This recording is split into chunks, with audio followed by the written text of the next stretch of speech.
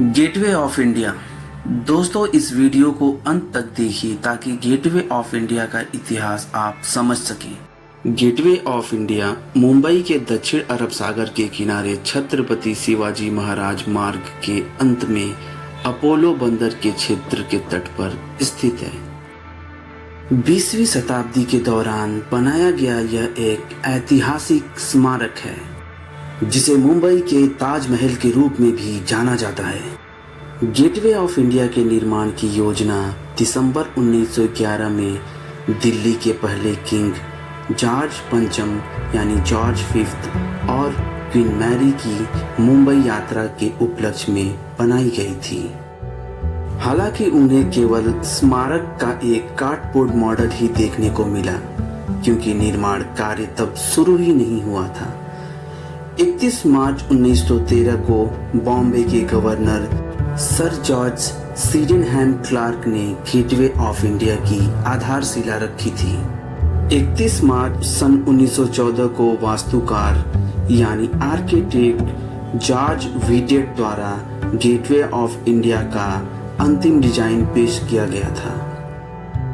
दोस्तों, क्या आप जानते हैं कि जिस जमीन का चुनाव गेटवे ऑफ इंडिया बनाने के लिए किया गया था, पहले वह एक कच्चा जेट था जिसका उपयोग मछली पकड़ने वाले समुदाय द्वारा किया जाता था, जिसके बाद उस जमीन को पुनः निर्मित कर ब्रिटिश गवर्नर और अन्य मुख्य लोगों के लिए लैंडिंग स्थल के रूप में उपयोग किया गया था।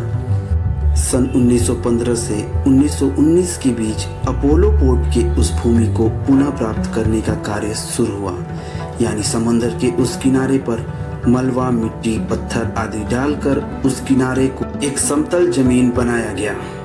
दोस्तों, गेटवे ऑफ इंडिया का निर्माण कार्य सन 1920 में शुरू हुआ, जो 4 वर्षों के बाद सन 1924 में बनकर पूरा हुआ।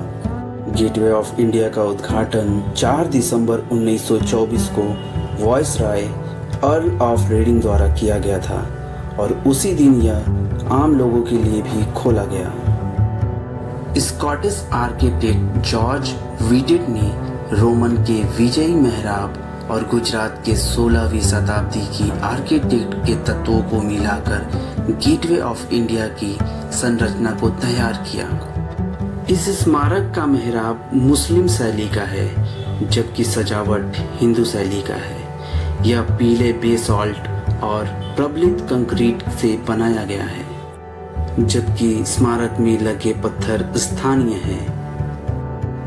यह द्वार अपोलो पोर्ट से मुंबई हार्बर की ओर जाता है। केंद्रीय गुंबद का व्यास यानी डायमीटर 48 फीट है और इसका बिंदु जमीन से 83 फीट है।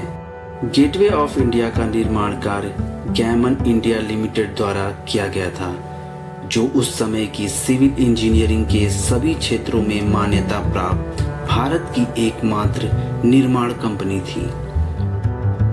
दोस्तों, अब कुछ और भी ज्यादा रोचक तथ्य हम आपको बताते हैं। आपको यह जानकर हैरानी होगी कि भारत को आजादी मिलने के बाद अंतिम ब्रिटिश सेना गेटवे ऑफ इंडिया से ही होकर गई थी। गेटवे ऑफ इंडिया के निर्माण में उस समय कुल 21 लाख रुपए का खर्च आया था, जिसका पूरा खर्च भारत सरकार द्वारा उठाया गया।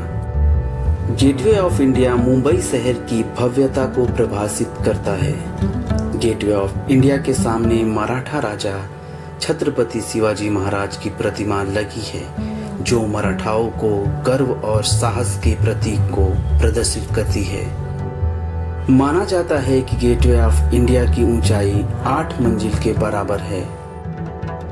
गेटवे ऑफ इंडिया के पास घूमने के लिए बहुत सारी जगहें हैं, जिनमें से एक है एलिफेंटा। एलिफेंटा टापू पर बसा हुआ एक पुराने जमाने का ऐतिहासिक जगह है जहां बहुत सारी फिल्मों की शूटिंग भी हुई है। बोट लेकर समुद्र के रास्ते 1 से 1.5 घंटा सफर करने के बाद आप इस जगह पर पहुंच सकते हैं। इसके लिए बोट आपको गेटवे ऑफ इंडिया से ही मिलेगी। इसके अलावा नजदीक में ही कोलाबा कॉलेज मार्केट है। नजदीक में ही नेहरू विज्ञान केंद्र है, जो एक बहुत ही अच्छा म्यूजियम है। आप उसका भी आनंद ले सकते हैं। यहाँ आने के लिए आप मुंबई में किसी भी जगह रहते हो, लोकल ट्रेन पकड़कर वीटी या सीएसटी स्टेशन आए। स्टेशन के बाहर निकलते ही आपको टैक्सी मिल जाएगी जो गेटवे ऑफ इंडिया को ले जाती है, जो लगभग 50 रुपये तक लेती है।